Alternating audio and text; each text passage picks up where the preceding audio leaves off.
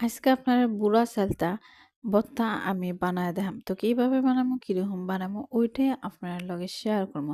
তো আসসালামু আলাইকুম, আমি সান। আপনারা সবাই কেমন আছেন কমেন্টে অবশ্যই জানাবেন। তো এই চালতাটা আমার ফ্রিজে অনেক দিন ধরে আসলো। এই চালটা যখন টাটকা একজনে দেশ থেকে আইনা আরকি দিছিল। কিন্তু মামা বাসায় আনছিল, কিন্তু আমি এই চালটার আজকে বানাবো কালকে বানাবো বানাইতে বানাইতে দেখা যায় এটা বুড়াই হয়ে গেছে, মানে নাতিপুতি ওই এটা শেষ। মানে আম্মা এই কথা কয় যে তোর আর বানানি লাগতো না, তা হোক এটা ফুচা হালাই দিই। তারপর যেমন ধরুন চালটার অবস্থা তো দেখছেন কিরকম। তারপর তো এটা কই আজকে বানাই দেয়, তাও আজকে রাত 9টা বাজে। তখন যেমন ধরেন চালটারে টুকরা টুকরা করে কাটলাম, কাটটা যেমন ধরেন এরকম পিস করে কাটলাম। তারপরে যেমন ধরেন ভালোটিকে আমি এটা ধুয়ে লইলাম।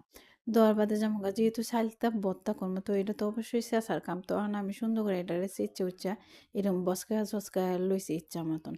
এর মধ্যে এখন দিয়া দিব পরিমাণ মতন লবণ, তারপরে মরিচের গুঁড়া দিয়া দিব, তারপরে কি জানি দিই চিনি দিব। এরপরে যেমন ধরেন আমরা পিঠা বানাইবার লাগি যে গুড় আনছিলাম, তো এই গুড়গুলাও একটু দিব, কারণ এই গুড়টা অনেক মজা। তো এই গুড়টা দিলে আরও ভর্তাটা অনেক মজা হইব।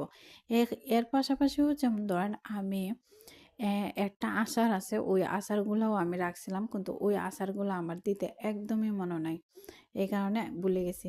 তারপরে ভাবলাম যে এই চাল ভর্তার লগে যেমন ধরেন আমার বিলাইতি পাতা ধনিয়া পাতা আছে ছাদের মধ্যে। তো আমি ছাদে দুধ দিয়ে গেলাম, বা দুধ দিয়ে গিয়ে যেমন ধরেন একটা লাউ লাউ তো হইছে দেখছেন না। তো ওই বিলাতি পাতা ধনিয়া পাতা গিয়ে আমি নিয়ে আইছি, নিয়ে আইয়া সুন্দর কইরা এটা বালাটিকে যেমন ধরেন দইয়া লইছি, দইয়া এটা কুচি কুচি করে দাঁতে কাইটটা লইছি, অন কাইটটা লইয়া যেমন ধরেন এটার উপরে দিয়ে দিয়া দিছে। এখন আমার কোনো কাম নাই, এখন শুধু এটা মাহাইবার কাম। এখন এটা ইচ্ছা মতন যেমন ধরুন কসলায়া বসলায়া এখন এটা মাহাইমো।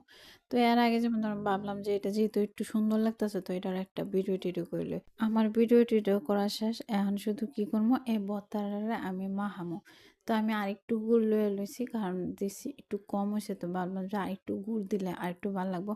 তো সেটা চাক্কা হয়ে রয়েছে, তো সেটার আমি আদ দিয়া মশলা যেমন ধরুন এটা খুব ভালো টিকে আর কি কসলায়া বসলায় আর কি মাহামো।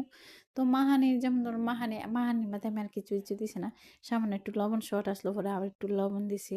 এখন মাহানি আমার শেষ, এখন আমি প্লেটের মধ্যে লয়ে দিয়েছি, প্লেট না একটা বাড়ির মধ্যে আর কি লয়ে লইছি। তো এই হলো আমার আর কি চালতা ভর্তার ভিডিও। তো আপনার কাছে কেমন লাগছে কমেন্টে অবশ্যই জানাবেন।